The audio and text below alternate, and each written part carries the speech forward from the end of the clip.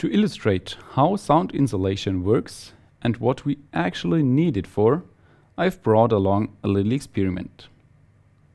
I'm sure that each of us has seen a music box like this before. When I hold it in my hand now, it is soft material and therefore the music box is decoupled. We therefore don't have a hard object that leads to a deterioration of the sound insulation. If I now turn the music box, you hear soft music.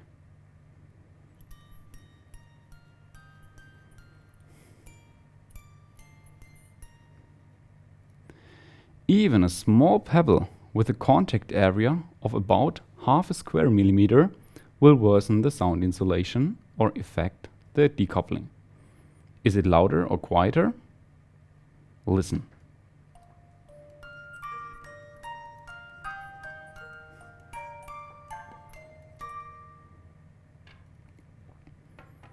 The sound decoupling is massively disturbed. We lose 12 decibel because of the pebble.